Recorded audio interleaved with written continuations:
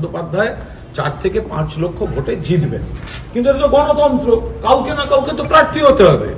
তো আমাদের বক্তব্য অন্য কিছু না, আমাদের বক্তব্য যিনি লড়ছেন তিনি তো প্রার্থী, তাকে নিয়ে একটি শব্দ বলেনি, তিনি প্রার্থী, তাকে নিয়ে আমি কেন কথা বলতে যাবো? আমরা ভোটে কাউকে না কাউকে তো প্রার্থী হবে। আমাদের বক্তব্য হচ্ছে কেন কমরেড মোহাম্মদ সেলিম, কেন শুভেন্দু অধিকারীরা প্রার্থী হলেন না? সকাল থেকে রাত অভিষেককে আক্রমণ, সকাল থেকে রাত অভিষেক অভিষেক অভিষেক অভিষেক অভিষেক অভিষেক অভিষেক অভিষেক, আর কমরেড সেলিম পালিয়ে গেলেন প্রতিকুর রহমান বলে একটা বাচ্চা ছেলেকে ওখানে দিয়ে। শুভেন্দু অধিকারী পালিয়ে গেলেন একজন কম বয়সী একজনকে দিয়ে। অধীর চৌধুরীরা ত্রিসীমানায় গেলেন না, নওশাদকে বলি করতে চাইছিলেন যে হারতে হলে তুই বাবা গিয়ে হার, আর নওশাদ দাঁড়াতে রাজি হয়নি বলে তখন তাকে ট্রোল করা শুরু হয়েছে। আমাদের বক্তব্য ডায়মন্ড হারবারে কাউকে না কাউকে তো প্রার্থী দিয়েছে, প্রার্থী নিয়ে কোনো বক্তব্য নেই। আমাদের প্রশ্ন হচ্ছে সেলিম শুভেন্দুরা পালিয়ে গেল কেন? বন্দ্যোপাধ্যায় 4 থেকে 5 লক্ষ ভোটে জিতবেন, কিন্তু এটা তো গণতন্ত্র, কাউকে না কাউকে তো প্রার্থী হতে হবে।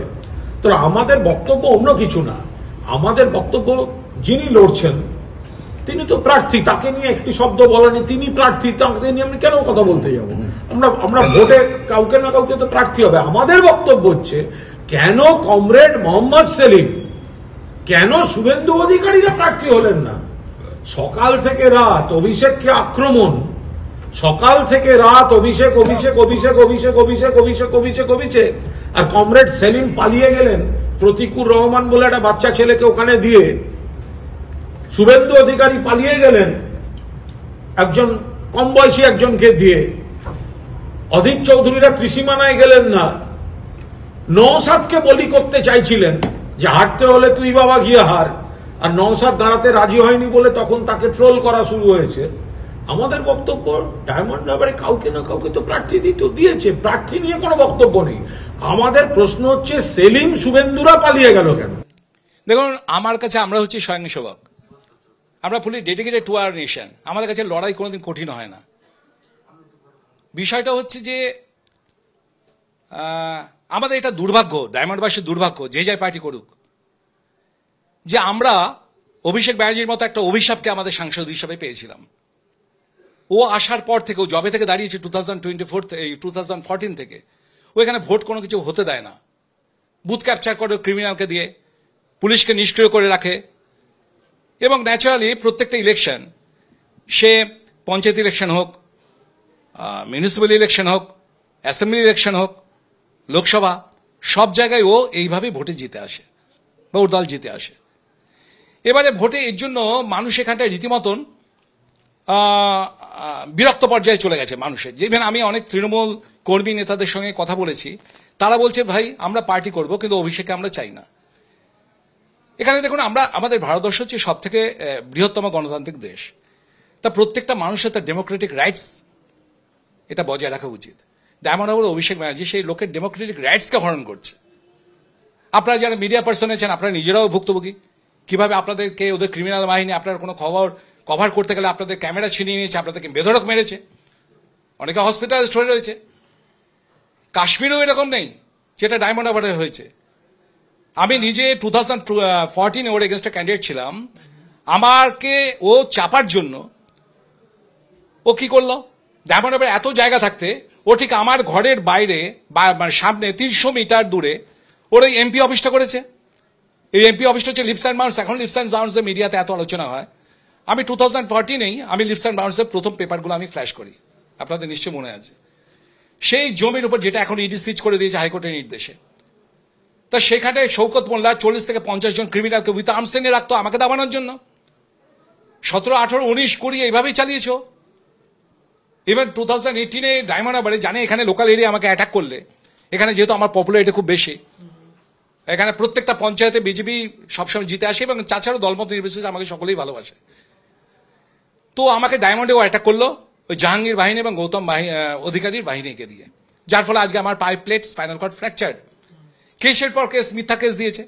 আমি নিজে লিগাল অ্যাডভাইজার, ন্যাচারালি সব আমি কোনোদিন পাত্তাও দেই না।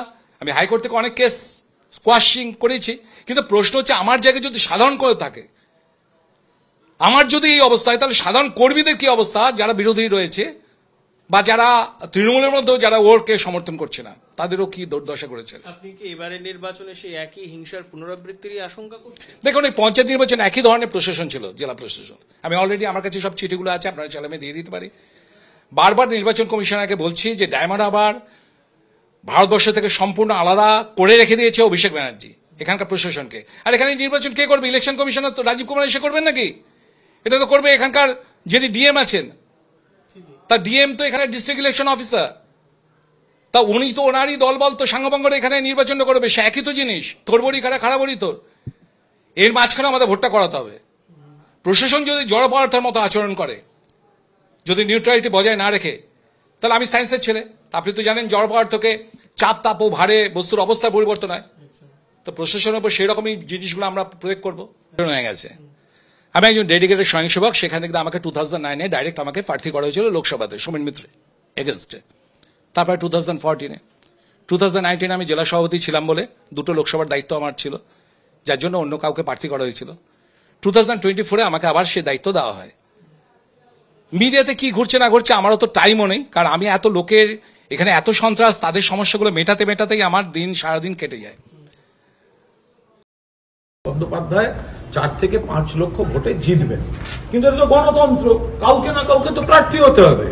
তো আমাদের বক্তব্য অন্য কিছু না, আমাদের বক্তব্য যিনি লড়ছেন তিনি তো প্রার্থী, তাকে নিয়ে একটি শব্দ বলেনি, তিনি প্রার্থী, তাকে নিয়ে আমি কেন কথা বলতে যাবো?